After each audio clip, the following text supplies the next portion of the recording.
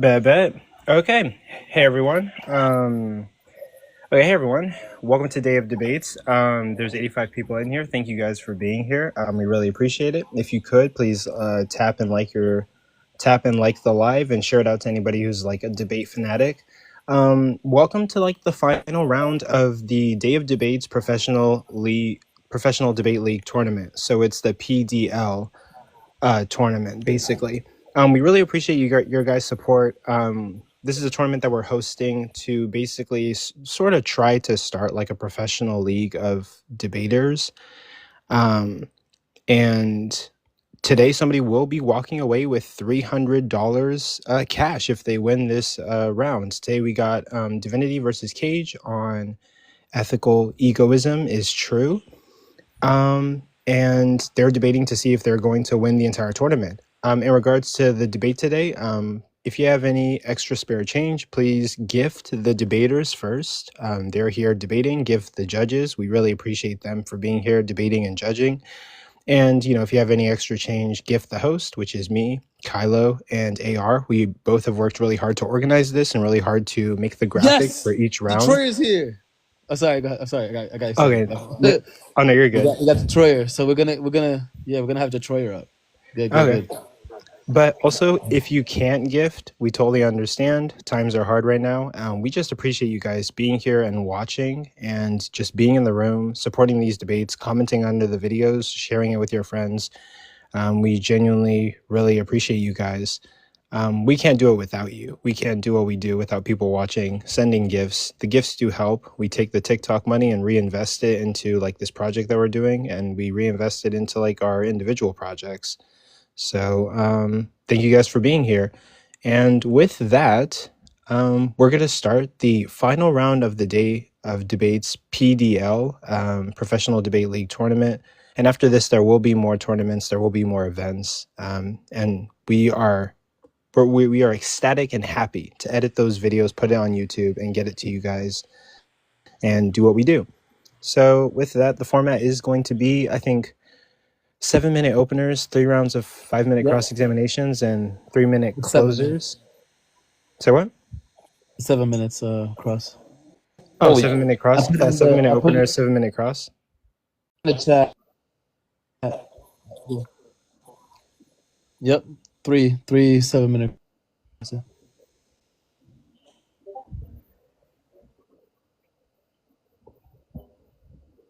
Oh, sorry. Okay, yeah, we can do like...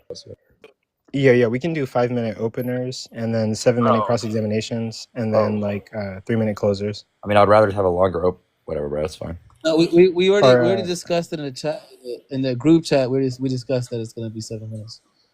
No, okay. I know. It's just like we lost like 30 minutes of time. No, it's fine. All right, let's go. Okay, so we can do 7-minute openers, 7-minute cross exams, and then like 3-minute closers. We can do that. Or hear me out. 7-minute openers, 5-minute crosses. Does that work? No, we already agreed with 7. We already agreed. But we agreed to that before you took 30 minutes. Yeah, okay, that's what I'm saying. Like me and Kayj both want to do 5-minute cross. Okay, so how do we move forward? So what are we gonna? Wait, Kayj. 7-minute opener, 5-minute cross. And then we're not gonna listen to anything you have to say. That's what we're gonna do. Yeah, that's good. Okay, sounds good. Awesome. Okay, 7-minute openers, 5-minute crosses. Yep. Okay, cool. So who's the affirmative? Okay. So who's the affirmative here? Is it gonna? It says it. It's Divinityy. Oh, oops, my bad. Okay, so Divinityy, you're gonna get 7 minutes, and I will start it whenever you say your first word. Is there like a counter on the TikTok? Is that what's gonna be? Yeah, I'm gonna put a counter on you once you start. Okay, ready? 3, 2, 1. Hey guys, I'm Prophet Divinityy. My name is Liam. I'm a finance and philosophy undergraduate. I'm pro-choice. I'm a feminist. I'm a liberal. I'm 5'11", and I'm an advocate of objectivism, the philosophy of Ayn Rand. Now, with respect to the proposition ethical egoism being true, what is ethical egoism, and why should we adopt it as our moral theory? Well, to answer this, I'm going to start with illustrating the background context from which I think we should form moral theories and normative theories alike. And essentially, here's it. Each individual confronts the same basic, constant, existential dilemma, which I will refer to as the problem of action. And this can be expressed as the question, how should I act? So to solve this problem, to deal with the reality of our power to choose freely, or seemingly choose freely, human beings will construct moral codes and ethical theories to guide our actions. That's the purpose of them. So deontology, utilitarianism, virtue ethics, egoism, they all serve the purpose of guiding our actions by discriminating between right and wrong, good and bad, proper and improper, etc. Now, why should one adopt egoism, or any moral theory for that matter, as opposed to any other moral theory? This question poses a challenge for all moral theories and all normative theories as a whole. In answering the problem of action, which is how we should act, in constructing a moral theory, there is an implicit answer to a meta-level problem, which I will call the problem of moral authority, which is the question, why should we act? In defending an answer to the problem of action, we must first escape denialism. We first must establish the context behind acting at all. We must first explain why man acts, if there is to be any reason, in order to construct a theory about how we should. So the only plausible answer to the problem of moral authority seemingly is by appealing to hedonic psychology. So that's the feeling better or worse. That's positive experiences, affective states, pleasure, inherently motivating experiences, emotions, conscious incentives for something, those kind of things. Experiences with a hedonic valence. Now there's two examples I'm going to use to explain why this seems fundamental to agency or moral decision-making as a whole. The first one is by going with Aristotle's normal demonstration for happiness as the final end. Just reflect on literally everything you've ever done. Like, why do you do literally anything? I mean, why are we here? Why am I here? Why did it take 30 minutes for Detroit to show up, right? Presumably the answer is going to end up with something about, liking doing what they were doing. It's going to be about ultimately doing at the end of the day to feel a certain type of way, a certain kind of way that makes a difference on your emotional well-being. And that right there demonstrates that fundamental to agency, fundamental to making decisions is this component of having an effect on your emotional well-being.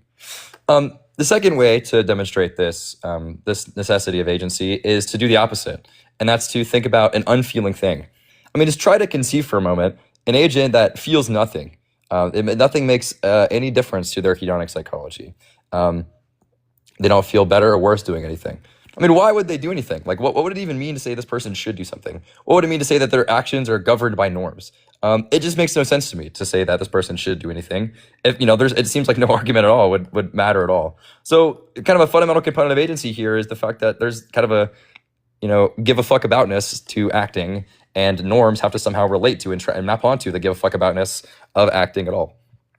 So now that we've established that. The problem of moral authority, what I think the answer and the solution is enjoyment. Why we do anything at all, why agents act is for their own enjoyment. Now, transitioning to the problem of action, the only normative view I think that is fully, completely consistent with having enjoyment as the end of morality is egoism. And that's the doctrine that holds the sole moral standard as one's own self-interest. That the good is that which furthers the interest of man and the bad is that which harms them. My specific kind of ethical egoism is called rational egoism, or sometimes called virtuous egoism, which is characterized by an emphasis on the importance of being rational and objective to discover and pursue one's own interests. Now, all other moral theories fail at securing one's own enjoyment as the proper end of ethics, and therefore are unable to solve the problem of moral authority, disqualifying them as candidates for a successful moral theory. Now, to give some kind of preliminary comments on how the debate and the win conditions are going to go, it's important to understand that in order for ethical egoism to be true, I just have to establish the egoistic character of ethics. Now, there is debate to be had about whether or not going to the helping children is selfish or any of these other things, any of these particular case examples. But I mean, those are broadly irrelevant to the actual point, which is that ethics is about your self-interest. Discovering what in particular counts as your self-interest.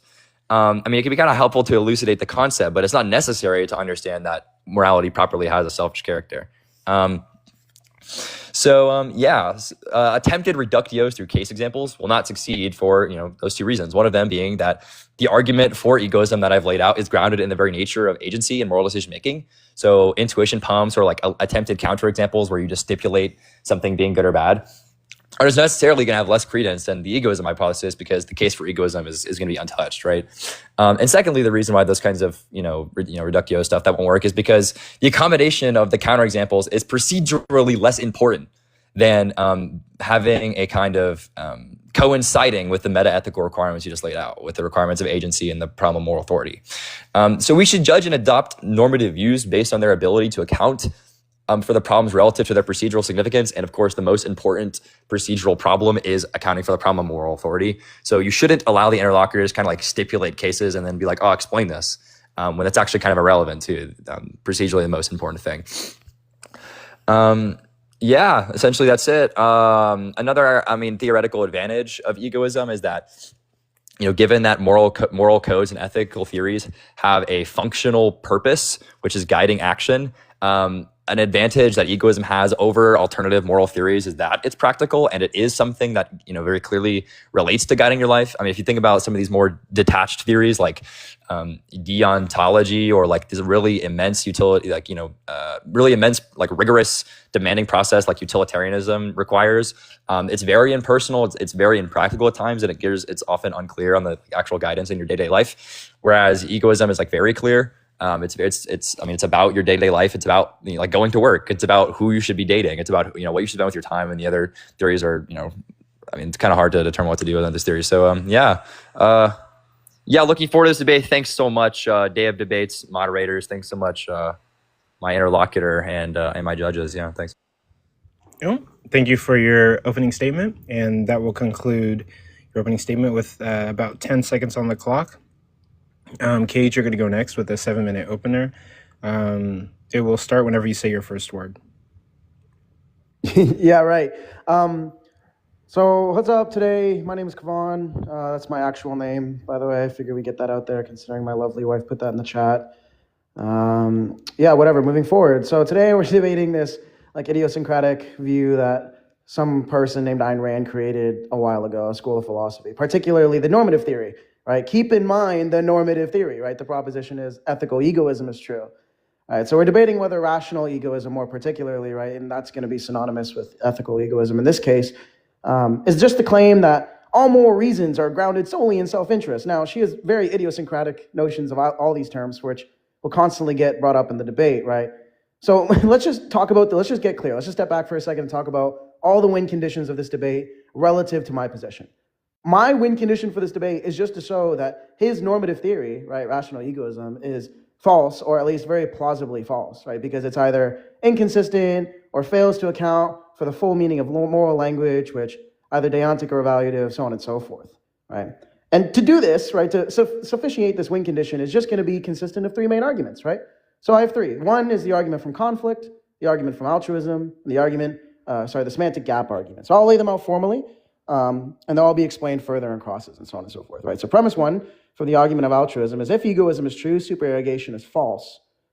Supererogation is true, so, egoism is false, right? The second argument is going to be the argument from conflict, right? So if objective egoism is true, or rational egoism is true, then moral and prudential reasons are necessarily identical. It is possible that moral and prudential reasons conflict. If it's possible that they conflict and they cannot necessarily be identical, therefore, rational egoism is false. The third and most interesting argument on my view, right, is the semantic gap argument, right? So my interlocutor, right, has to answer this one particularly. So premise 1 is if the rational egoist, more particularly the objectivist moral naturalism is true, right, moral predicates refer to natural properties, right? That's just their view. It is possible to have coherent moral discourse about supernatural agents where no natural properties obtain. Right? And if moral language applies meaningfully without natural properties, it cannot be identical to them. The first conclusion that is moral predicates are not reducible, and then the second tertiary argument for that is if moral properties are not reducible, then rational egoism is false. Now, all 3 of these arguments, right, sufficiate the win condition, given they just show that the normative thesis here, right, is false. Now, the interlocutor that I have is going to want to pivot to all of the metaethics or the epistemology here. None of those things are relevant. All we're analyzing here in the scope of the debate, simply put, is just that rational egoism as a normative theory is false, right? So what's important here to note is, insofar as evaluating this theory, there's sort of 2 things that a good normative thesis does, right? 1, it accounts for all or most usages or plausible usages of moral language, right? And 2, it accounts for instances where agent acts, right? He, in his opening, mentioned the problems. I'll mention the very same thing, right, about the problem of authority, right? Excuse me, right? And then the problem of how you should act, right? The how I should act and why I should act that way. Well, if your normative theory does not account for why people do act that way or provide explanation for that, then that seems pretty good reason that this view isn't sufficiating its claim here. So what I'll end off with is just that my interlocutor need respond to each and every argument and sub-arguments for this views, because these three constitutive facts, right, these three constitutive arguments, not only dispel with how somebody should act on their view, but also why they act that way on the objectivist view. So let's get into it and move on to crosses. That's the opener. Okay. Thank you for your opener. And with that, you had about 3 minutes on the clock. So now we're going to move into cross-examination, round one. Divinity, you're going to get 5 minutes, and it starts whenever you say your first word. Okay, awesome. Okay, yeah. So let's really quickly let's start with the altruism argument. So you said if super irrigation, yeah, just give me the altruism argument. Something about like super irrigation conflicting with egoism. Yeah, if egoism is true, then supererogation is false. And then can you define supererogation? A case where an action is commendable, right, but not required. What do you mean by commendable? That which it is good to do.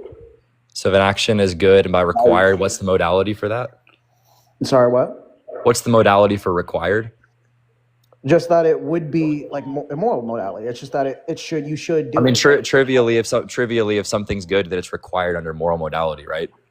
Well, under the objective, what it means to be good, right? Under your semantics, like what are the conditions for something being required under moral modality, if not something being good? Okay, so you're asking on the argument semantics or my personal meta-ethics semantics? The semantics required for your argument. Yeah, all that's required is that supererogation is just a case where something is deontically not. No, that's not my question. My question was, you said there's a distinction between supererogatory actions and morally required actions. But by moral requirement, the modality there is good, right? Like presumably something is morally required if some action is good, right? Well, yeah, so what I mean by good there is the objectivist sense, just to say you have a duty to do it. But supererogation is something for which is good in an evaluative sense. But by duty, do you mean something being good? No. So, for example, is the proposition if something is good, then you have a duty to do it? Is that true under the semantics of your argument? No, the argument is just if somebody. We'll just extrapolate the view, right? We'll just extrapolate these semantics. If somebody has prudential reason for doing something, then they can. If somebody has. That's the conflict argument.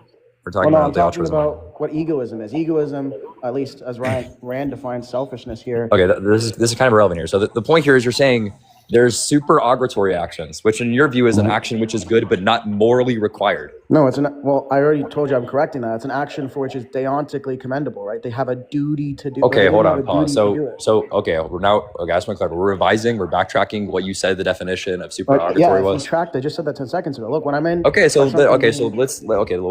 Yeah. So when you say so you said something is supererogatory if it's deontically commendable? No, something is supererogatory if it's not deontically required. It is commendable, but not required. By deontically required, that means what?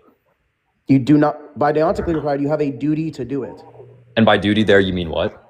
You just have by duty means in a case where you have some conditional, right, you should do it. What is that? So when you say have some conditional, do you mean like the conditional? Yeah, like the example is just if I'm. I don't want an example. I want the conditions by which something is good under your view. So you're saying under duty, right? View. No. Well, in your semantics, you say duty here. What is meant by duty? I told you it's meant by duty. No, you didn't. Okay, maybe tell me again. What do you think duty means there? Yeah, you have an obligation. There's an obligation at present. And by obligation there, the semantics is what? Okay, I'm sorry. What was this? You asked me first to define. Just what's the semantics for obligation? The question you're answering is what's the semantics for obligation? Yeah, I understand I'm trying to understand how this is relevant. Okay, you can understand that on your cross. What's the semantics for obligation? Yeah, just the regular deontic sense of obligation. Which is what? Define it. Hello? You're asking me to define what an obligation is? Yeah, and under your semantics for the argument, what's obligation? Yeah, they just have a commitment. That's all I mean. By commitment there, what does that mean? By commitment, do you mean is good? Yeah, by commitment. When you say commitment, you mean what? Yeah, by commitment, I just mean bound to do something, right? And by bound there, do you mean it's good to do? No. What do you mean then? I just mean to be commendable. It's like people. And by commendable, I mean, there's just a fucking circle of terms you can't define. Well, look, if you'd let me give the stop stealing. I don't want an example. I want you to define what you're saying. What I'm going to say here. I'm not terrified. You're just not giving me a concise answer to my question. I'm actually going to give you instances, which obviously I don't want exemplification. I just want you to define the terms of your argument. Right. Well, okay. If I can't define it and I go to give you a meaning, would that be? You can't define. Sorry, true or false. You can define the terms in your argument. Well, this isn't a term of my.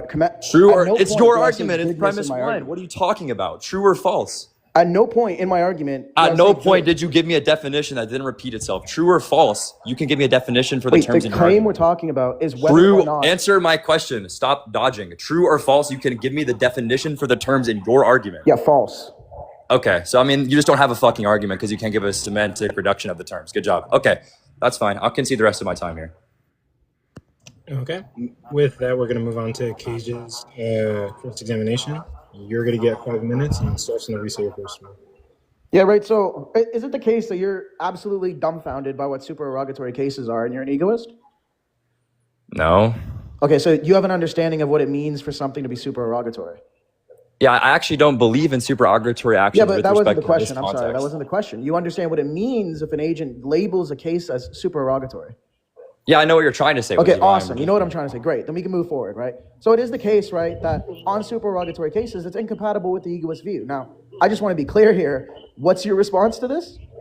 Yeah, because in the way that, given that you tried to define supererogatory in this like deontically required way, because I'm not a deontologist, because my ethics is axiologically grounded, I don't use the term supererogatory. Wait, I'm sorry, that wasn't the question. The question was... It was an answer to the question. Yeah, the question I just explained the motivation for the answer. Good job. My time, right? Remember? Yeah, it is your time. Yeah, Reclaim so it. let me reclaim that shit, reclaim right? it. How about you? Reclaim it, go. Yeah, so the case of the question I'm asking is, if you know what I mean to say here, right, you have a grasp of the concept, then just engage with the concept. Is that a question? Yeah, sorry, the question, right, implicit there. Good job. On supererogatory cases, do you believe them? Let's just get clear. Do you believe them to be compatible with Rand's... Holy shit, false premise. False premise. I don't actually believe, like, the term supererogatory. I don't believe in supererogatoriness. Like, I know what the functional role of calling something... What I'm asking is, do you know what it means? So I'm telling you, if I know what it means, you think I'm saying, do I know what functional role it plays in the argument? I know what functional role it plays. I'm asking, do you have a grasp of the concept? Right, when I say... Yeah, I know what it means with respect to deontic semantics, yes. Hold on, Divinity, put a muzzle on it. Look, if I were to say, look, this case here is where this agent or subject displayed a supererogatory inclination or a supererogatory feat, would you know what that word is capturing there? Yeah, I know what it means under my semantics. I don't know what it means under your semantics. Okay, awesome. Then insert yours if mine are too fucking woo. Well, under my semantics doesn't apply here, right? Oh, okay. What's the argument for that? What's the sort of reduction there? Yeah, I'll explain it for you. So supererogatoriness is usually understood as something being over and above the requirements of morality. Now, I don't believe it's presumably the requirements of morality. In moral modality, something is required if it's good, right? So just trivially anything that you should do is morally required. What's the argument that we're collapsing deontic and evaluative properties? Well, I didn't say that. Holy shit, where'd you get that from? You said something is good insofar as it's required. No, I said under moral modality, presumably something being required by morality just is just to say it's good. Yeah, that's right. Okay, so let me be clear here. Yeah, because I'm not a deontologist. I'm axiological. Let me just be clear. Do you take, right, so just so I understand, you're an axiologist, right? So you actually don't think deontic properties are a thing? If I deontic, yeah, I don't think deontically. I think axiologically. Yeah, so you just wait. I'm not asking if you think this way. I'm saying, do you collapse axiological properties with deontic ones? What do you mean by collapse? Yeah, if you were to say something is right, would that be identical to saying something is good? When I say something, well, I mean, it's context dependent, right? I mean, you could say the terms. It's context dependent on what? What's the conditional? On the context? Holy shit, the antecedent being the context, what do you mean? No shit, the antecedent is the context. I'm asking for the. Do you want like an example? Well, I would accept ostensive things here. I don't think that's crazy. Yeah.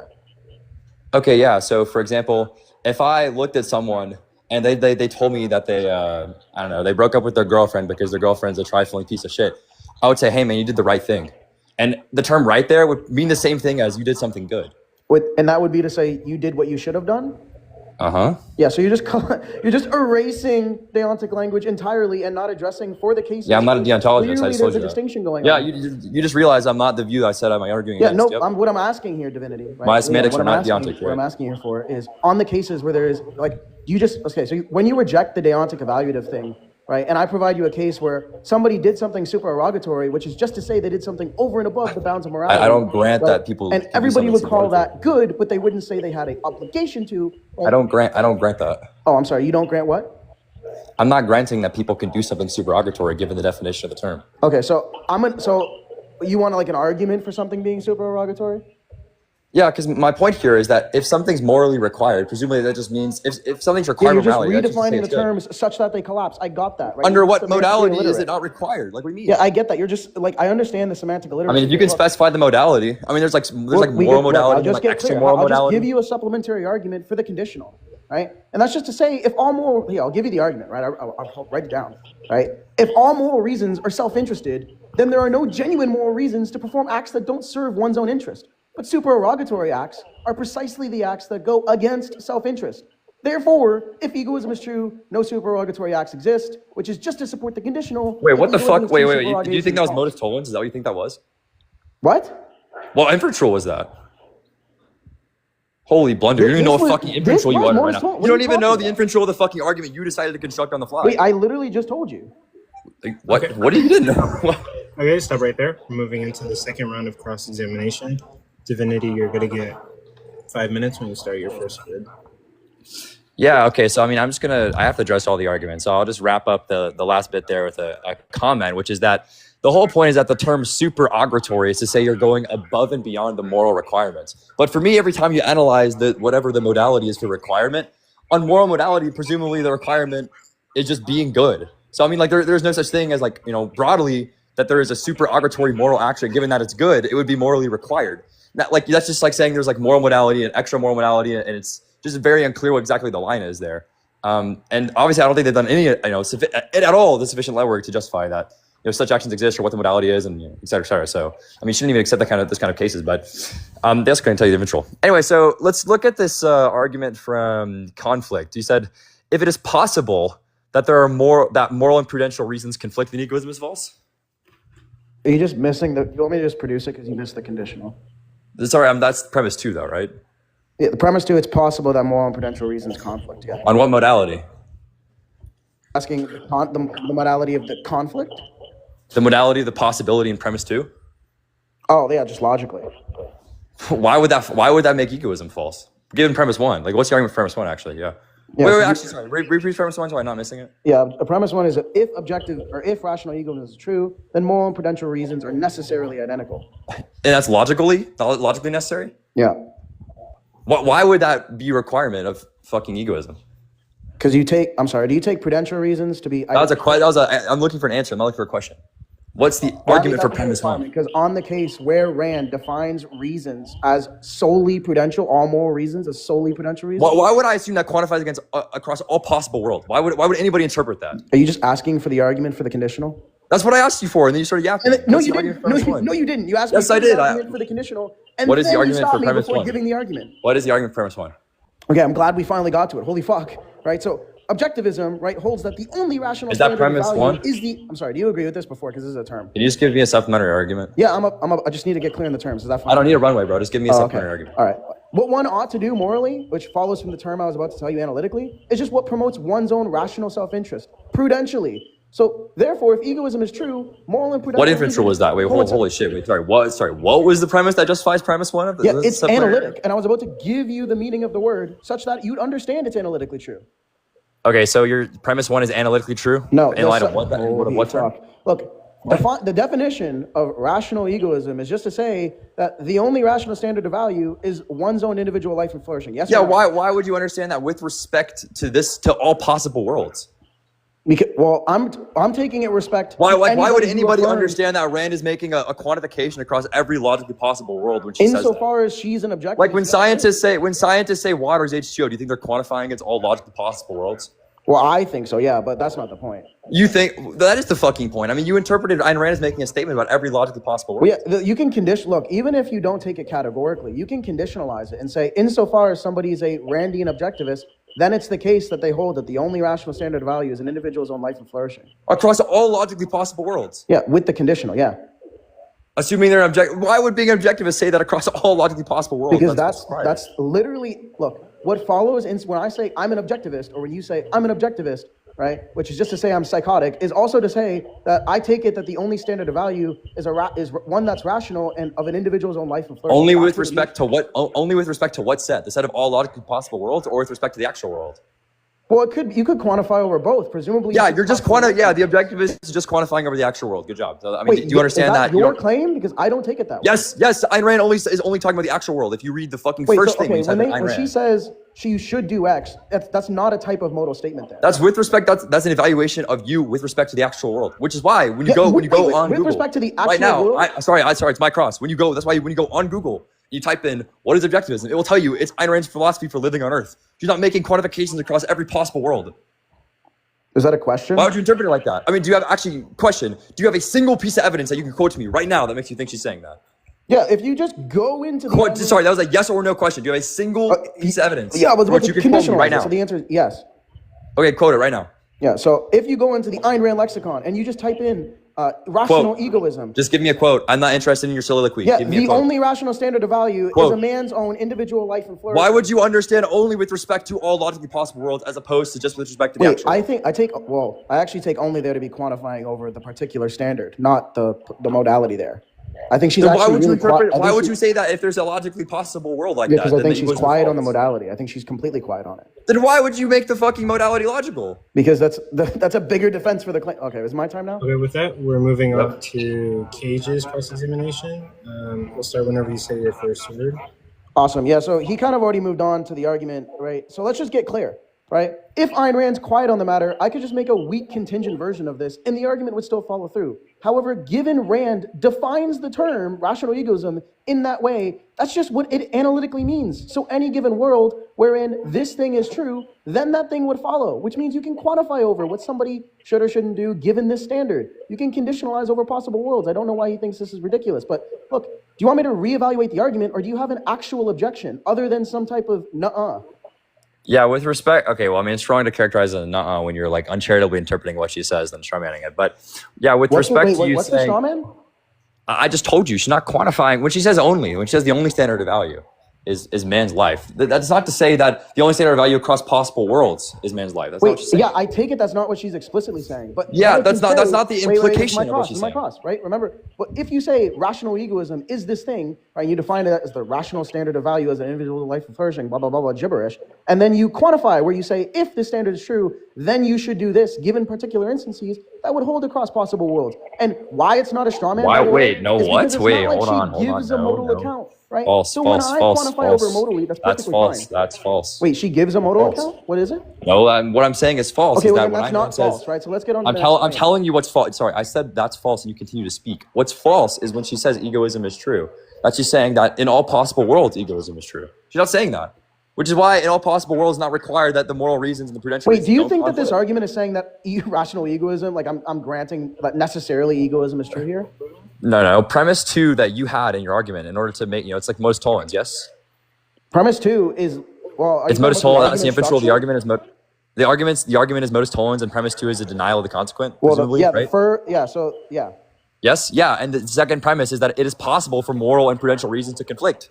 And the possibility there is quantified across all the possible worlds. But Ayn Rand's not saying in every possible world egoism is true. So I don't know why you would interpret her saying that. Because I can interpret it because it's what she means by the word. You're interpreting her saying all possible worlds are egoism. No, I'm interpreting what she means by the word and then adding a conditional if this thing is No, you're not.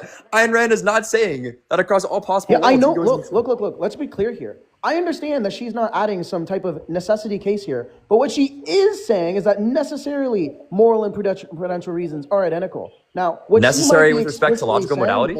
But she might be with respect to logical modality? My microphone is here. What?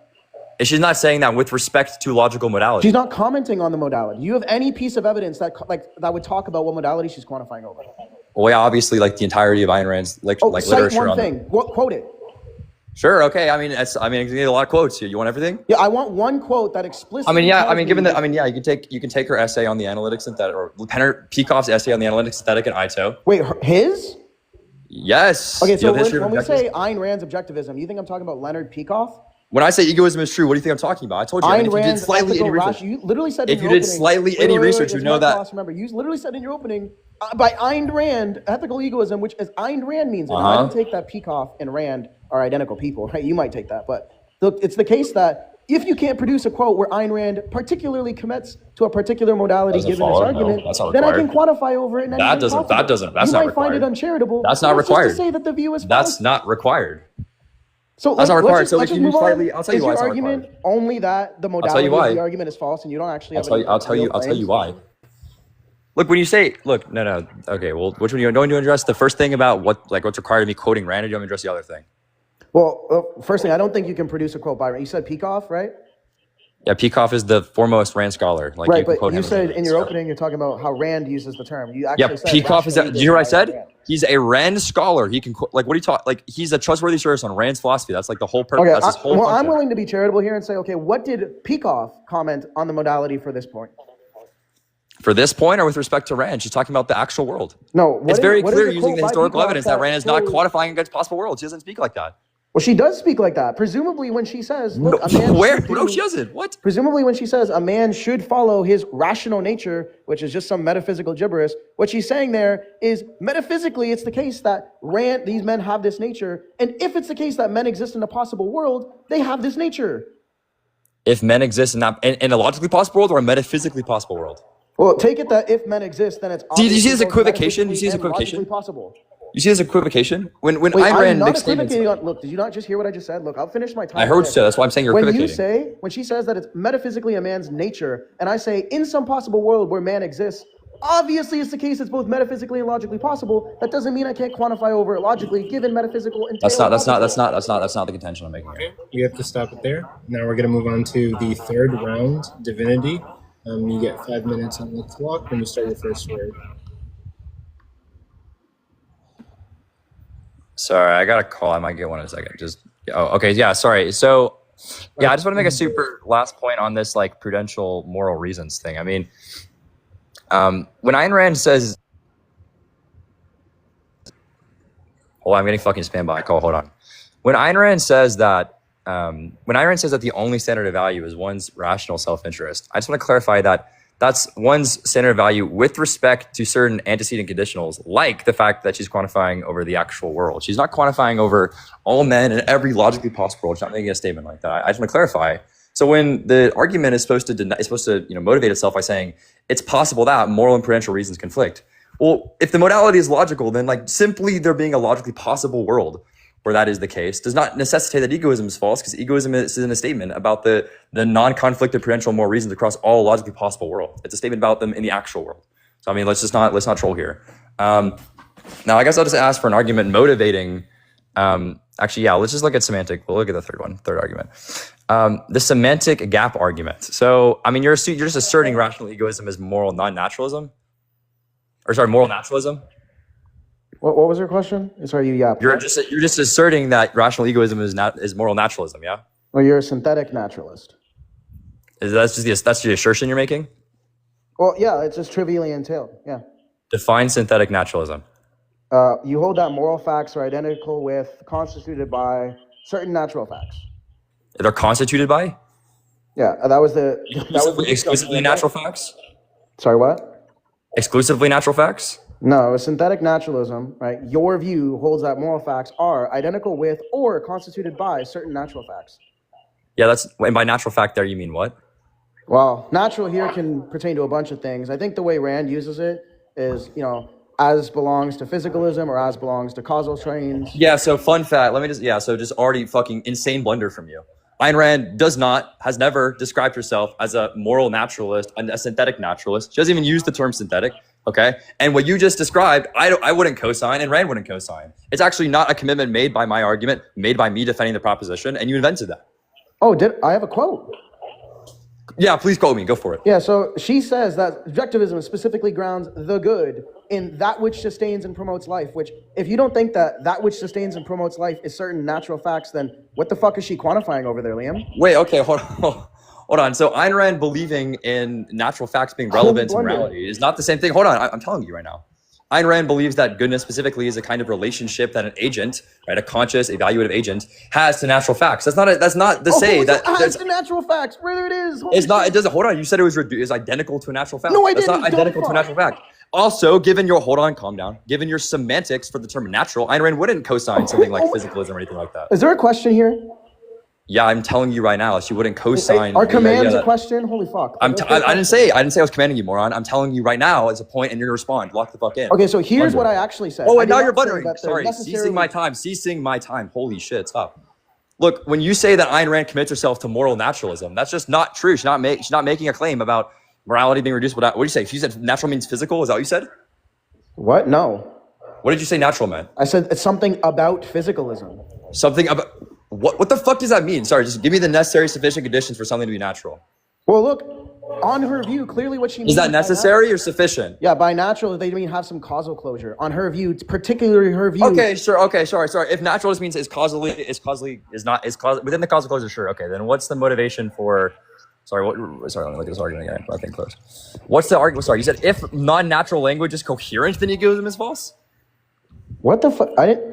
No. That's what you said. You said if No, non-natural moral language is coherent, then egoism is false. No, I didn't. Do you want me to deliver the argument? Is that deliver the argument. I'm sorry, what? I didn't hear you.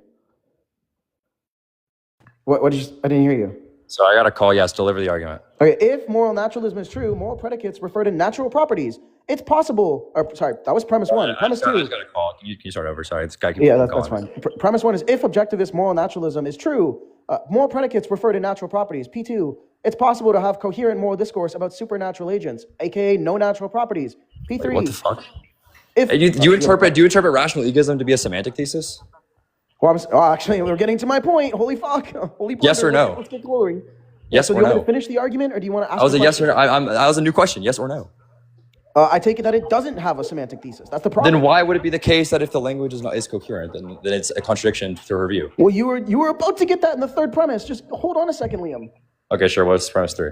Yeah, if moral language applies meaningfully without natural properties, then it can't be identical to them. Before is moral predicate.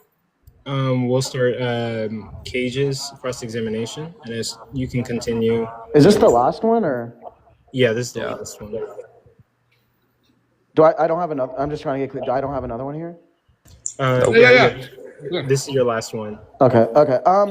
Yeah, so I just want to point out here a couple things. One, Liam didn't address the first two arguments. And in the third argument, what he failed to do horribly, right, was say that there's some type of contradiction and that Ayn Rand has never in her life commented on the type of thing for which promotes or sustains life rationally. Like, guy's never even read Ayn Rand in his life, apparently, because all I had to do was quickly pull up a quote. But anyways, on the argument that I delivered, Liam, the first conclusion is that moral predicates do not equal natural properties. P5 is that objectivist egoism entails moral naturalism.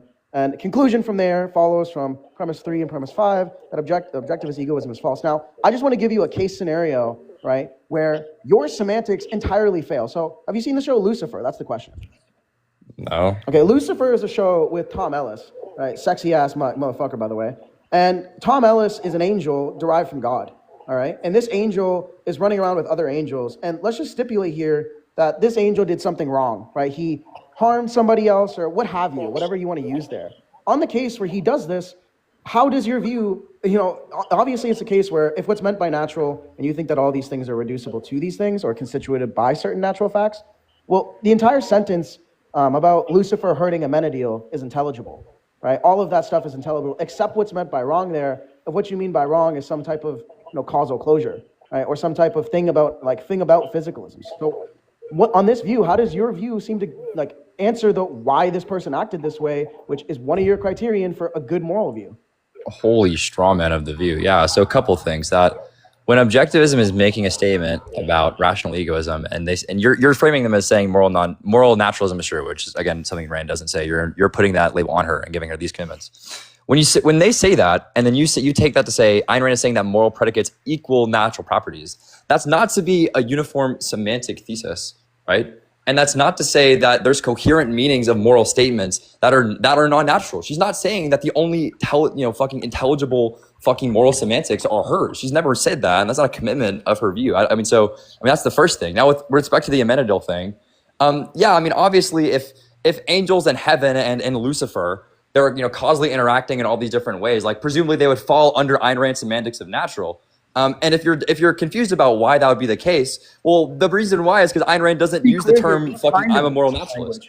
Like, okay, if it falls under natural language, what is meant by natural there on her view? You brought that up. Well, yeah, you're saying it can be captured. So what's meant by natural in her? You brought it. I don't speak using that terms, and neither does she. You brought this up, and then you want her to. Okay, let's just be clear. When she says that moral facts are constituted by certain natural facts, What does she mean there other than something like about something that's spatiotemporally extended and or something that's... I mean, Lucifer is spatiotemporally extended, so I mean, obviously that's coherent out of the semantics. Wait, on his view? In the fucking show Lucifer, he like walks around the fucking LA. Spatiotemporally extended. But So it's understandable. What? Right, but what's meant by wrong there? What by what? Wait, okay, the same fucking thing that's meant by wrong when I do something. What do you mean? But because of you ground the good in that which sustains and promotes if fucking life. Lucifer's walking around on Earth with wings, that's natural as fuck. I mean, you're saying it's unnatural simply because we live in a world where that's not true. Lucifer is immortal. So on the case where he just gets harmed by this thing. What the fuck? The term natural is not to be understood. Okay, look, if angels were actually... There you go. Holy fuck. I'm telling you, if angels, look, I'm telling you, look, hold on. If angels... I just want to be clear on a question, Liam. Let me just ask the question. You can answer. Okay, sure, go for it. Give you time. Look, on the case where Lucifer is immortal, such that there is no promotion or sustenance of life, and whatever Rand means by that, what is accounted for by wrong? He's going to sustain and promote life in the show. I'm almost done. I promise. I'm literally 2 seconds, Liam. But it seems to be the case that people would still say that Amenadiel graping the shit out of Lucifer is wrong. Right. Yeah. So to clarify, under Ayn Rand's semantics, Lucifer is living. Okay. Now it's not required that living things by their very nature, that living things cannot, they have to be able to die. That's not required under Ayn Rand's view. If you look at the way she defines life, she says life is a self-generative, self-sustaining process. And that includes... I'm sorry, you said on her view, death is not required? Yeah, like if you fully understand the term death, and I can motivate just true or false, yes or no, is it the case that she says it's a strict dichotomy, life or death, and man's rational choices pertains to the continuation or flourishing of life? With respect to man, of course that's true. Oh, okay, so it's not... okay, fine. You know what, I'm willing to concede that Lucifer is not a man in the way that is that fair to say that Lucifer is not a man in that way? Lucifer is relevantly similar in some ways and not others. Yes. Yeah. Okay. So then, fine. Let's just let you get out of, huh? With that would be the end of the cross exams, unless you both agree to finish that last question. But then we move on to conclusions. You gotta ask him. Let's just move to closing, bro. Okay. Yep. We can get to closers. Divinity, you're gonna get 3 minutes on the clock for your closer, and it starts when you say your first word. Okay. Let's start with this. Do not let this person evade the fact that in my opening, I gave explicitly the procedure by which you should evaluate a normative theory. And I said specifically that you should evaluate the merits of a moral theory procedurally based on how it addresses certain concerns ranked in terms of importance. Now, I established that the most important concern of an ethical theory is being able to be consistent with the question about why to act. Now, there is literally zero pushback from Kayj on this. And because he concedes this point, he's conceding that procedurally answering the problem of moral authority is the most important thing that an ethical theory has to do. And with respect to that, there was also zero argumentation about why ethical egoism sufficiently and is only the only ethical theory by which that meets the marks of living the life of enjoyment as the solution of ethics. None of the case in the first speech was addressed by Kayj, and that's a concession because in the case for the argument, you're conceding the procedure by which you should evaluate the round and by picking a moral theory. And that's exactly why you're voting for me. Now, with respect to the arguments, I don't really think we had an adequate time to address all of these because, I mean, they're all kind of in depth, but very briefly, we'll say this. With supererogatory actions, the idea is that if supererogatory actions exist, then egoism is false because supererogatory actions require that you go, above and beyond what is good. But the whole point here is that the semantics for the term good are understood deontically when you're using supererogatory actions. And I just wouldn't grant that there are supererogatory things with respect to the egoist semantics. The egoist semantics is not that there are not supererogatory actions. They're not deontically supererogatory actions. Is that there's not supererogatory actions with respect to egoism and egoism's moral modality. And so that's not a reductive, that somehow doesn't make the view impossible. It also, again, doesn't challenge the premise of the argument, which is procedurally more important in judging an ethical theory. With respect to the conflicts thing, when Ayn Rand says that the only standard for evaluating ethics is man's rational self-interest, that's quantifying over men in the actual world. And so it's not true that in some possible world, if men somehow exist in some way, that the moral prudential reasons conflict, that egoism is false. That's not true. There's also not a sufficient motivation for that premise, and obviously you can't just invent motivation. I mean, you just can't just invent motivation. There's still a burden to prove that I don't think is adequately met to defend all these premises. You can't just like throw them out. And I don't think like time constraints should be a motivation for you to accept that. They didn't really motivate those premises. And then lastly, with the semantic gap argument, I mean, the whole thing is that Ayn Rand doesn't use these terms. These terms are being imposed on by Kayj. Ayn Rand doesn't co-sign them. And then given the terms he imposed on them, he gives Ayn Rand obligations that she doesn't have to meet, never co-signed, and that the view just doesn't remain silent on. So I don't think that affects the round. I don't think any of the arguments go through, and even if they did, they don't attack the actual primary thing that would win you the round, which is attacking the argument I gave in the opening. Okay, and with that, that's going to be Divinity's close. Thank you for that. Kayj, you're going to get 3 minutes, and it starts when you say your first word. So thanks everybody for listening to that. Look, I mean, let's be really, really clear here, and let's get all of this like jargon jungle nonsense out of here that he's trying to confuse everybody with. He said the win conditions, and so did I. I just had to show that it's plausibly false insofar as it doesn't answer the questions that he commented on. So let's be clear on the first cross on why he failed to sufficiently show how his things are good, right? If what he means and Rand stipulates by good is some deontic sense, such that there's some duty or obligation present, then when you take cases like the grenade jumping on the ground or any altruistic case like I've mentioned, right?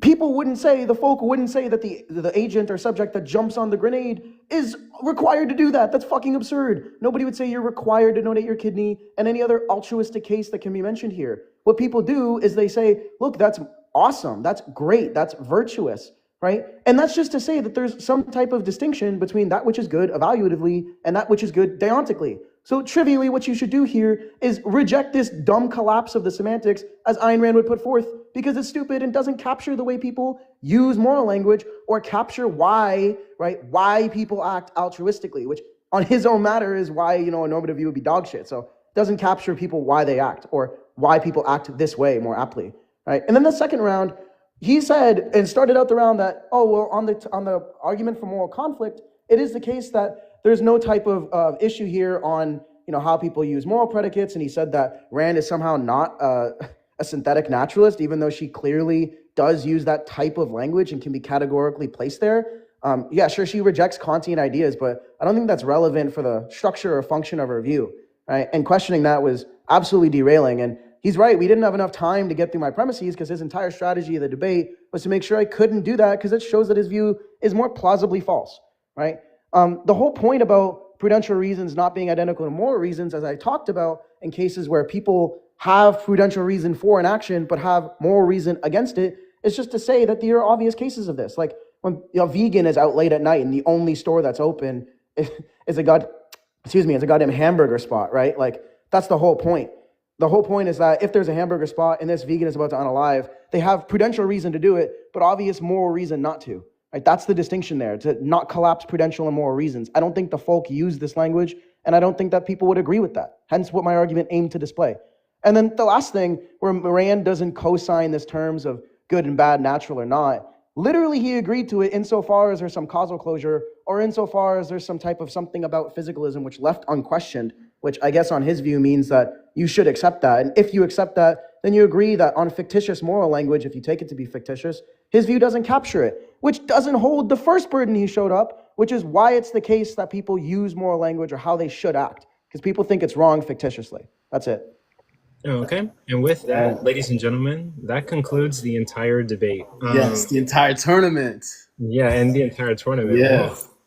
So now, judges, what are we gonna do? Do we give the judges some time? We can take audience questions while they decide. Oh yeah, we gotta do the polls. Let's do the polls. Yeah, we also have to do the poll.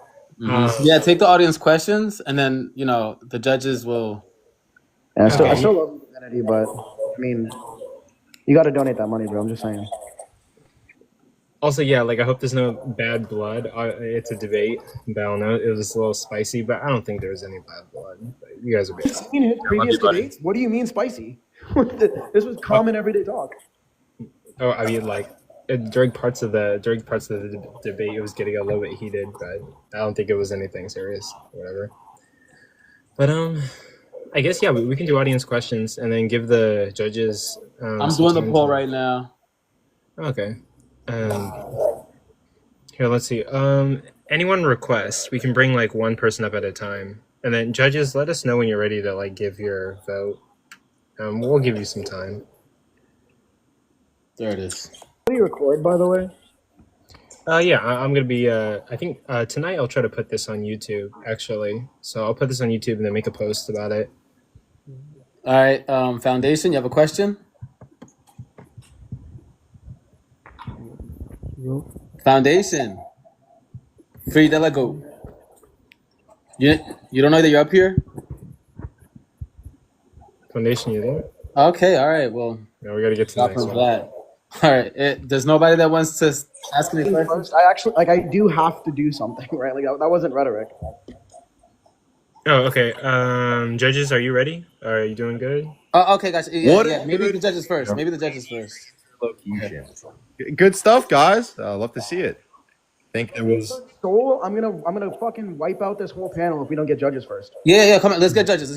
Okay. Yeah. Let's do judges, and we'll Let's get mute up Duber, and then we'll get the judges going first. Start with Friction. Okay. Rick. Sorry, can you hear me? Yeah, we can hear you. Yeah, very good debate. Thanks, Kayj and Liam for doing it, and everyone for taking part, and the hosts for doing everything. This has been interesting. So I did take some notes here. Do want to cover it? Try not to be too long, but it probably will be long. So, yeah, it seems to me that Liam's main argument in favor of the ethical egoist view was the point about moral authority and what explains why we should do these things or why we'd be motivated to do them and how it ties in with our actual psychology, that sort of thing. And that was decent. I didn't think there was much direct engagement with that really at all from the opponent, but Kayj referred to focus on his own arguments, which was fine, but I would have liked to see more engagement with that particular point, the issue of motivation, moral authority. Although his point about how particular cases or other considerations don't undermine the view, I didn't really get that at all. Of course, we can have competing considerations here. We have one argument in support of the view based on this consideration that we want a view to satisfy, but there might be other considerations which point strongly against it, or even more strongly against it. Now, you might think that's not the case, but it wasn't clear to me why that would be in this case, but whatever.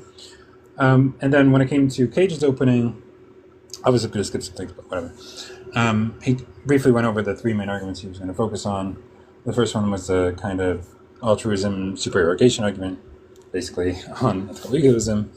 If there's no cases where something is good in a value sense, but not morally required, not something that you should do, morally speaking. But there are things, there are supererogatory actions like that. And he gave some examples, or alleged examples anyway, and focused on them a bit later as well.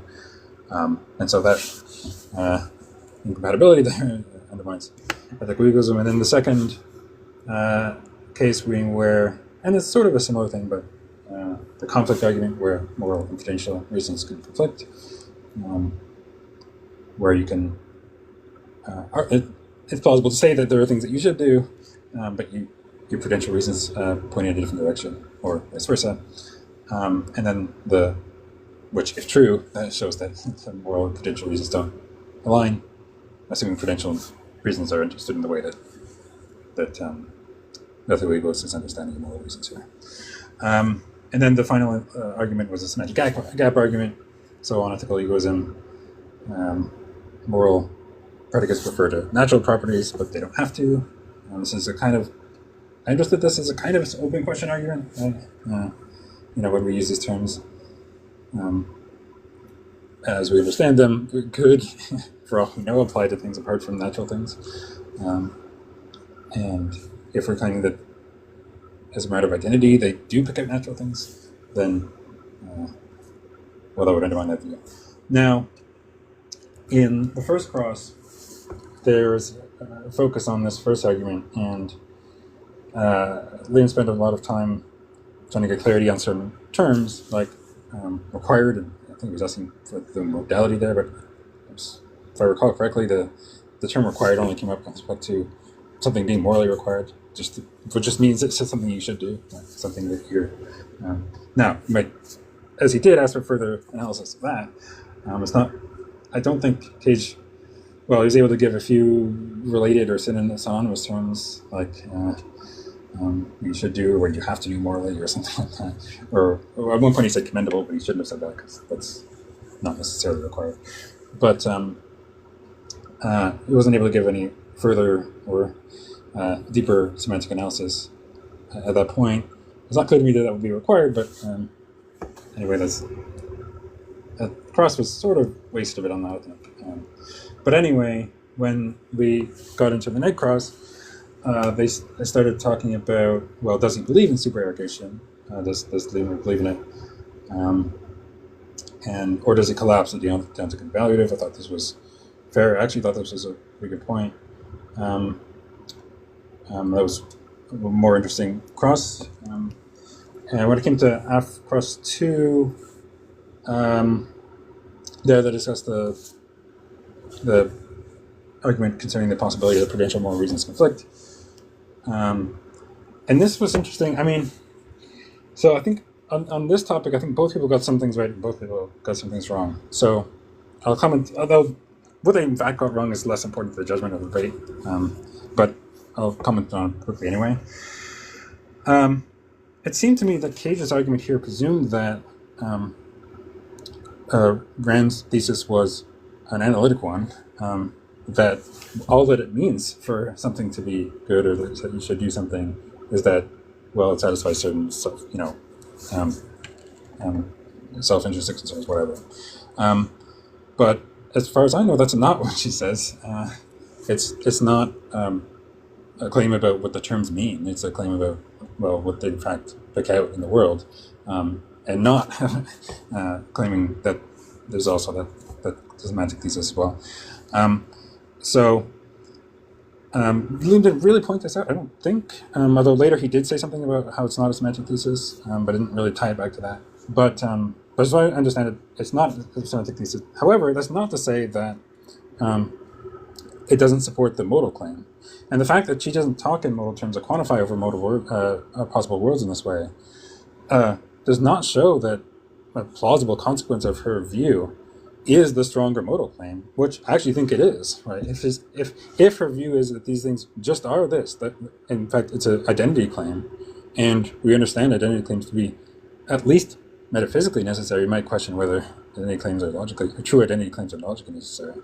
I thought the logical necessity was a bit strange. It makes more sense if we're speaking against an analytic view, right? But it's not that, then it doesn't really apply. If we're claiming that they're identical, then possibly that says what would it mean to say that they're identical, but only like contingently so? I mean, there's some people who hold that view, but it's very controversial. I think it would be a plausible consequence. Now, Kayj could have drawn that out further or made a sort of point like that. Didn't. So some missed points there. But again, Liam could have focused more on, at that point, the fact that it's not an analytic claim, but his focus on saying that she doesn't speak or quantify over possible worlds, I think, sort of missing the point. But both, so both in some ways got some things right, but missed things or got something wrong on that issue. I think ultimately the argument sort of survives the issues that were raised. In fact, and as part of the debate, has kind of got muddied and would have taken more time to actually work through. And then for Nick cross 2, let's see. There was this question that was raised more about whether Rand defines the term in that way. I thought, here, Liam did make a good point. I don't mean to say that it's the first good point. Which is that, ethical egoism might be the thesis that, insert the thesis, but that doesn't mean that the truth of egoism doesn't require the necessity of it doesn't require that, the egoist claim doesn't require that egoism is necessarily true, right? You could be an egoist but think that, well, egoism could have turned out to be false, right? And I thought that was a correct point in response to the point that Kayj just raised up before that. And then they started talking about particular quotes from Rand and Leonard Peikoff, I think. I'm trying to pronounce it. But then they got back to whether we're talking about only the actual world or quantifying what possible was, and then I repeat what I said already about that. And then he talked a little bit about logical versus metaphysical modality. I think plausibly, if you don't want the identity claims to be logically necessary, maybe you want them to be broadly logically necessary, clarify that, then you would want it to be metaphysical modality in question. But regardless, in AFCOS 3, this now came up whether Rand was A, naturalist, and B, a synthetic naturalist. I thought it was a bit weird here on behalf of, well, first of all, I think she definitely is, I think her view, although she wouldn't use these terms, definitely does qualify as a kind of synthetic naturalism. But I thought it was weird that Rand, Kayj would say she's a synthetic naturalist at this point, but this semantic argument from earlier, sorry, it wasn't called a semantic argument, because I would confuse it with the last argument. The claim that it would be logically necessary on ethical egoism that the moral reasons and the potential reasons would be the same, it was based on it being an analytic claim, right? That what it means for something to be good is that it conforms to your self-interest, whatever. But then if she's a synthetic naturalist, I don't know. That seems to go against that. But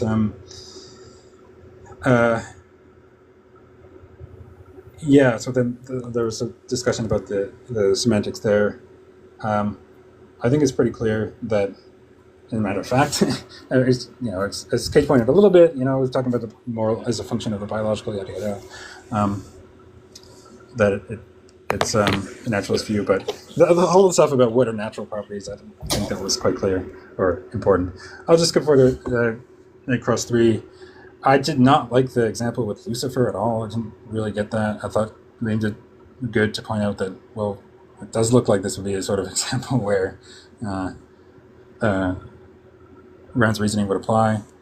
Of course, Lucifer would have goals and have various things that might affect him and so on, and all the stuff relevant to morality in her view. Although I thought Kayj's other example with the omnipotent being, or something that's incapable of dying, a moral being or whatever, I forget. It was a moral being. That was a good example. Although in fact, Rand explicitly talks about an example kind of like this. She imagined a kind of immortal robot or whatever. Well, she's actually talking about an example from a particular quote, but whatever. The point is that she considered a case like that. And sort of bites the bullet, right, in the sense that this thing wouldn't fit the mold, but it doesn't really fully fit the mold, because if it could still be affected in certain ways, it might still have goals and aims. So it's not just the fact that it might exist or not exist, or it might die, that would be relevant for it having egoistic concerns. So yeah, I think that's a decent example, but there's some rejoinders, but that wasn't really explored, so I won't say anything more about that. Yeah, and then the close. I don't really have to say much more, because pretty much everything was not much more was brought up in the closings. So yeah, I'm not going to go over the close. I'll just give my judgment, which is actually really close for me. I think overall, I actually have to give it to Kayj. I liked his arguments and thought his points overall stood up better. Rhetorically, I thought Liam maybe did better on certain points, and he did have some points that he got better on, but overall, I think Kayj did better. Thank you, Long. Thank you. Okay, Kane is next. Kane, you can start whenever you want to. Okay. And thank you for being our judge today. Yeah, I mean, I just sort of, I kind of felt like the thing is, the Divinity guy, why are you laughing? The thing is, the Divinity guy, it just sort of so quickly came out with like such a condescending and aggressive attitude. It was really, it just made it kind of very, very difficult for me to, I don't know, it wasn't very pleasant, and so, I mean, that's pretty much my take on it. Hang on, where are you going? So, I mean, I don't know. Ultimately, I have to look at this as it's not just about presenting like formal arguments. You're putting on a performance. This is you're presenting it to an audience, and so if you're going to come out with that sort of attitude, you've got to be brilliant. It's like Frank Zappa. He was a complete prick, but he was also absolutely brilliant, so he could get away with it. I don't think any of us here are really brilliant enough to get away with that. So, I'm just going to wrap it up there. I don't have a lot to say, but my judgment is I give it to Kayj. All right, there we go. So I'm going to give the phone back. Mitch. Congrats, kids. Congrats, man. Congrats. Congratulations. Highest form of reason. Fuck you. Let's go. Congratulations, man. Congratulations. Round of applause. Let's go, man. Mitch, you want to give your argument? Yeah, Mitch, you want to give your judgment? Liam clocking at Dodge Donald's, buddy. Over to Mitch. Wearing, Liam. What you wearing? Mitch. I got that dress you like, bro. I got that dress you like on. Mitch. Go ahead. Give us your judgment. Okay, yeah. So the openers, I gave to Liam Divinity because, the thesis was just clearer. The win conditions were clearer. It wasn't rushed. I felt like Kayj really rushed the syllogisms and then conceded time anyway. Gave up the time, yielded time anyway. So it was like you had 3 minutes left. You could have probably spelled out the argument a bit more. Given that, so the crosses. First cross again, I gave to Divinity. Second cross, I gave to Kayj. Third cross, I gave to Kayj. And then closes, I gave to Divinity. But overall, Kayj. I'll just speed through it. Because Kayj got to go. And it doesn't matter anymore. Okay. Wait. Mitch gave it to Kayj? Yeah, Mitch gave it to Kayj. Gotcha. Okay. Liam, my voice is gone, and my throat kind of hurts after that. Wow. What? But ultimately, we got to say, this was an amazing tournament. This was an amazing tournament with like amazing debaters, with like amazing topics. What a conclusion! Like lots of talent, lots of research done. Congratulations to the debaters. This is our professional league first tournament, and for the first tournament, Kayj has first place. Divinity, you have second place. Congratulations to both of you for outperforming a lot of competitors to get here, and also congratulations to the other competitors for like how well they did. This has been an amazing event, that spanned over weeks. Wow, bro. Rocky Balboa in this shit. Nobody thought I was gonna win. Little black kid from Canada. Look at that. Look at me now. Oh, I didn't know you were Canadian. I would have changed. Can I change my vote? No. That's a conflict of interest. Why isn't he talking? He's scaring me. Wow, man. Wow. Congrats, buddy. Wow, that was amazing. Hey, good job, guys. Oh, shit. Wow, bro. That was better than TV. Shit, man. Here, let me see. Okay, wait, hold on. I'll be right back. But actually, wait, Kayj, on Discord, send me your Venmo, Cash App, or PayPal. Venmo preferred. I was serious, man. Donate that. Oh, you wanted me to donate it to an organization? Okay. Tell us the organization. Kayj, tell us the organization. Can you donate it to the Ayn Rand Institute? It's my favorite Ayn Rand. He said that. Okay. Is that an actual institute? What? Yes, it's an actual institute. Yeah. Okay, send me the link to their webpage. Oh my god. That's so ironic. Oh my god. But yeah, oh, what an ending. Holy shit. Oh yeah, my what god. an event. Oh, wow. That's crazy, man. But everyone performed great. We love the event. The event was awesome. Thank you guys for being here. We are going to take audience questions. but I do know that Kayj has to go. And then yeah, we'll be donating the money to like the charity that Kayj said, or whatever, wherever he wants to send us to. Yeah, send me a link of their webpage. We'll send it to them. And yeah, this was really awesome. We're probably going to do this again. Absolutely, definitely. There's going to be more events in the future. And yeah, if anyone in this crowd of 128 people want to debate in the future tournaments, like send us a DM, and yeah, we'll try to get you in those tournaments. And then yeah, with that, we're going to go to audience questions. And yeah. Wow, man. Wow. Okay, Forrest, go ahead. Kayj, are you now able to leave your Amish community with this $300? The $300 would have been going to feeding my horses and purchasing better Wi-Fi so I can debate on TikTok. Okay, we love you. Goodbye. Yeah, judges, you guys can drop if you want, or if you want to hang out, you're more than welcome to. It's up to you. And thank you so much for being. Why did Herbal do that? Thank you guys for being here. We really appreciate it, especially Kane, especially Friction, and thank you, Mitch. Yeah, thank you guys really for being our judges. We appreciate Kayj, it. come back here, buddy. Want a post-game interview? I'm doing life. I thought I was losing. All my life you won, Twin. Let's go. Yo, you're the underdog, man. How does it feel to be victorious, bro? Everybody was hating on Bro, you. everybody. How does it I feel? went on Discord and joined with like Jack and a bunch of people. They were flaming the fuck out of me for 3 hours straight. I couldn't show my face. What do you have to say to everyone who doubted you, man? Let's hear it. All of you, I did it. Nobody believes me, not a single motherfucker. I agree. W Canadian. That's crazy. No, Liam, don't run away now, buddy. Come back. You have to clock in at Dodge Donald, man. Question? Yeah, I already got my uniform on, bro. Oh, man.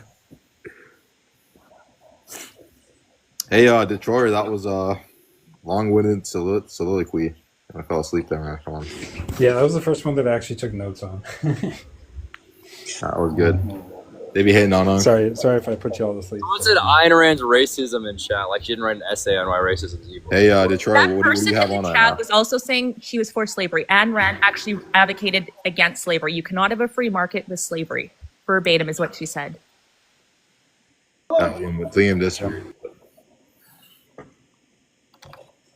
Liam, whenever possible. Yeah, go for it. I heard you say that you were a feminist and an objectivist. Based on my research, Rand did not support the notion of feminism because she supports radical individualism.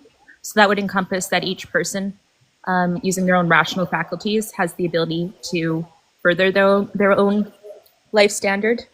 She even went so far to call herself a chauvinist.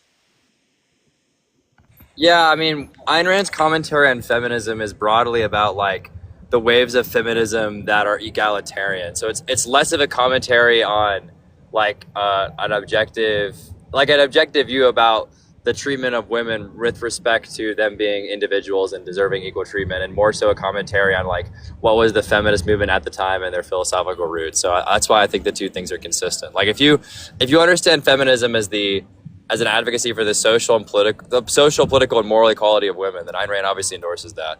Is just like I said, all her statements are, it's kind of like an equivocation. She's not really talking about what I'm talking about when I say feminist. Talking about feminism in that day and age, and you're talking about more of the current age definition.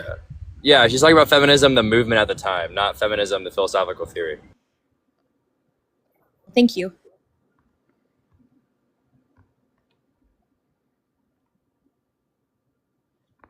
Okay, and with that, I can't even answer questions. My voice is gone. who wants to go next?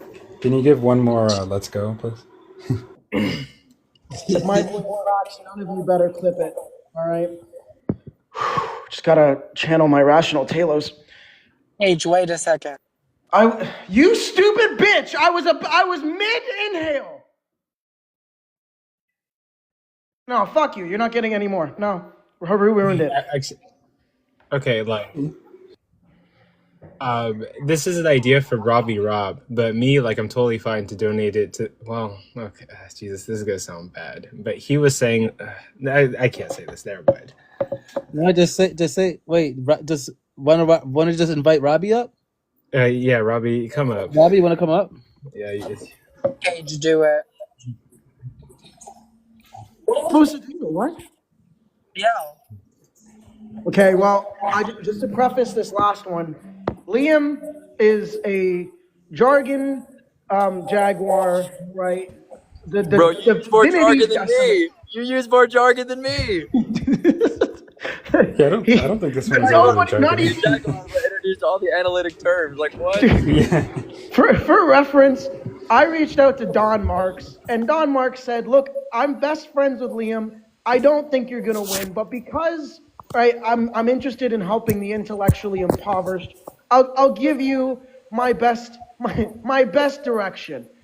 And yeah, I as soon as you said supererogatory, I knew that Don Marks had his fucking fingers all inside of you, because every time I talk to him, these are like kind of his objections.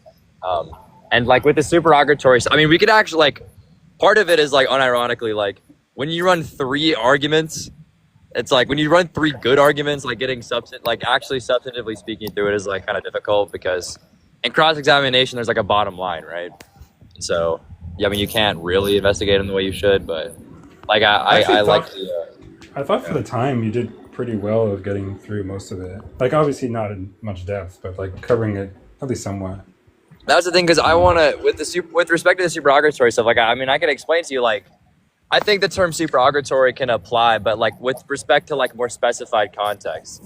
So for example, like obviously under my view, if something's good, it's morally required, because presumably being morally perfect is required more. That's like the strive of morality. So then like there's somehow like a sense of extra morality, which doesn't make sense. But if you said like, oh, I'm being a really good firefighter, then I can understand being supererogatory with respect to firefighter requirements, but not with respect to moral requirements broadly. And that's kind of my point. Yeah. Like I don't think there's supererogatory actions there. Like in the others, yeah. So I mean, it's really hard to explain that again when you have a bottom line. So. Right, but so that is one reply, right? It's just to say, as a matter of like, you know, how the terms are used. The good is just what you should do, and vice versa, right? I'm driving real quick. I just want to say congrats, Kayj. You actually did very well. Didn't expect that, so just want to say that to you, Kayj. You fucking bet against me at every turn, you dumb bitch. Fucking second round, third round, fourth round. It was fake as fuck. You were actively levying your financial commitment against me. What are you saying? What are you saying, Troyer? Yeah. I mean, this is a move. I know Jack does this, right? Where he talks about, well, the good just is the action guiding norm. So it doesn't really make sense to say that it's something that's good to do, but not that you should do, right? Or not that you're morally required to do. And yeah, then it just comes down to, I think that's a broadly semantic question. Like when we use these terms in everyday discourse and when we think in these terms and so on, like, is it just that the good is what you should do and vice versa? Or could they come apart? I actually think in a matter of normal discourse, they do come apart, but that wasn't, that's where you want to go there, I think. Yeah, I mean, another thing too is when I think people say the term supererogatory, it's less about it not being a requirement of morality, but more so like not something expected of the culture you live in. Like when someone says, like, wow, that's not required. I think their conception of requirement is like expected given the average person, which is usually like a mediocre moral agent. So you could make a point like that to try to explain away maybe some intuition in favor of supererogation. Like, yeah. Maybe people feel like there's supererogation because, you know, they're thinking with respect to social expectations or societal expectations. But really, if you thought more carefully with respect to moral requirements, no. That's kind of why I wanted to get clear on the semantics for the term, because if supererogation is literally like, oh yeah, there are actions that are above and beyond the call of morality, well then yeah, that it would be true that egoism is such and such, but that doesn't. But then I just would deny that such a thing exists. But if the semantics for supererogation were, oh, like if there are supererogatory actions, which is to say that people are acting above the like average of their culture morally, well then that doesn't make egoism false. Like that's kind of my point with the semantic reduction route. Yeah. Yeah, that's fine. Although I'm not sure, just trying to get a semantic reduction on things like good and obligation. I don't know how helpful that's going to. I mean, it's rhetorically maybe effective. Right. Yeah. Like I said, it's just it's a structural thing. I just like it's all Yeah. Yeah. Sure.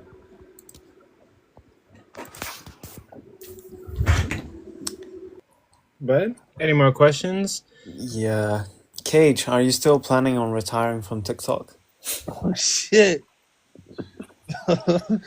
Bro was like already preparing his loss and shit. Yeah, if it's not clear, Kayj won. I see the comments to keep asking. I don't know why they keep asking. Yeah, Kayj won. Who won? Who won? Kayj. I did. Kayj. Oh, okay. You gotta go, but Kayj, congrats, buddy. You did really good. Oh, is he gone? Oh. Yeah. Okay. Fuck that guy, bro. That piece of shit. No, I'm kidding.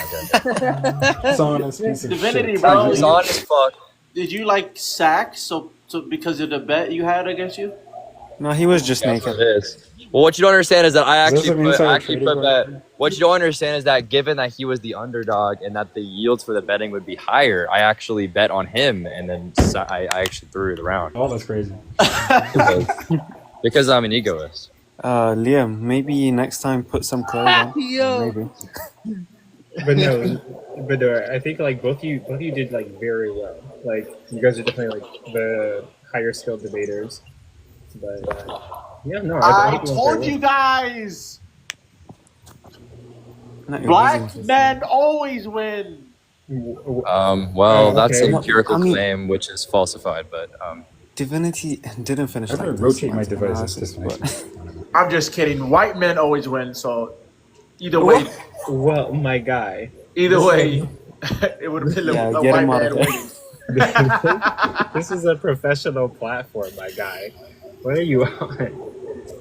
It's a joke about Kayj being half.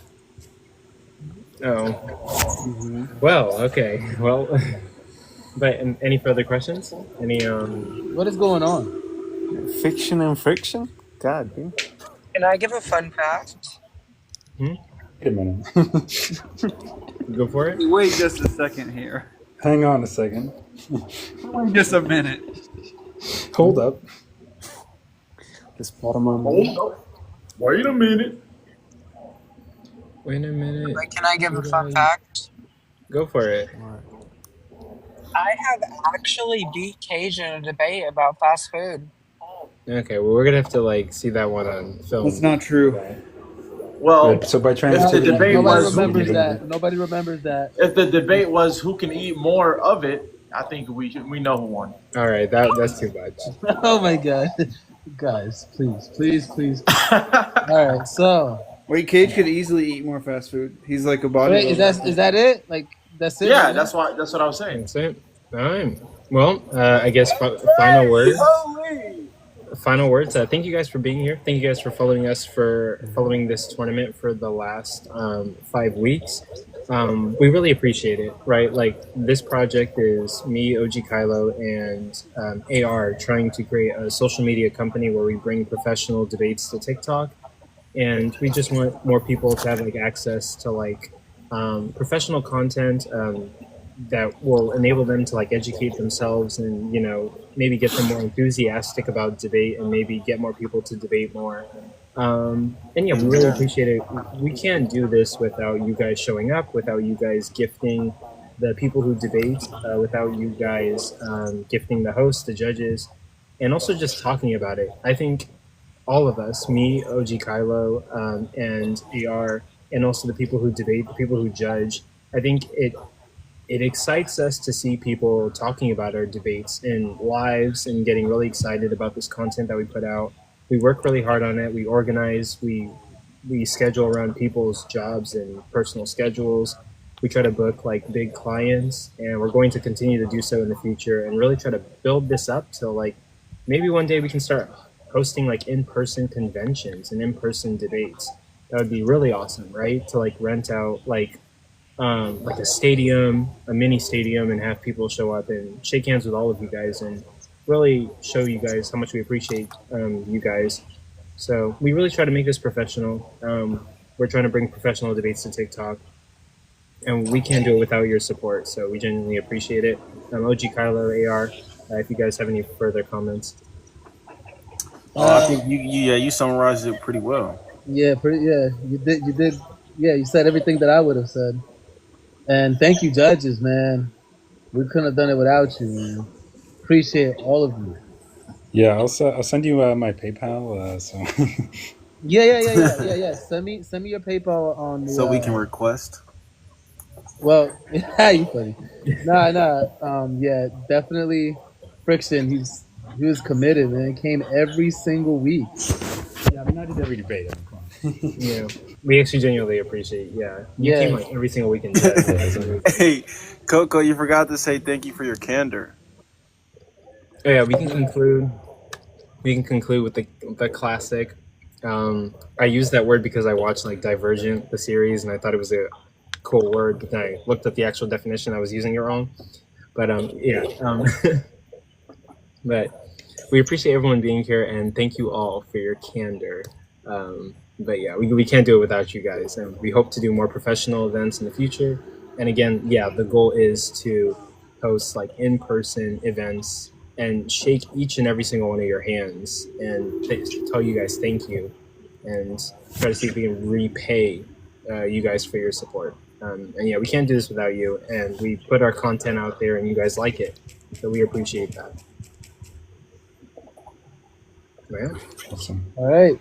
Thank you. By the way, I say PayPal because we don't have in Canada, we don't have like Venmo or some of those other ones that you have in the States. Gotcha. Yeah, that's fine. Yeah, we'll do the PayPal. Yeah. With that, yeah, we can call it a night, and then yeah, I'll edit it and I'll post it tonight, and yeah. All right. Good final. Yeah, that was really good. Wow, man. Wow. All right. Yeah. I'll see all you guys around, and stay tuned for there's a Day of Debates event coming up. I'll send you and OG Color the details, but yeah, I was planning a Day of Debates event with like certain debates and some people that I'm bringing in. Also, yeah, I took some of the debates you sent me, AR, and incorporated it. But yeah. All right, man.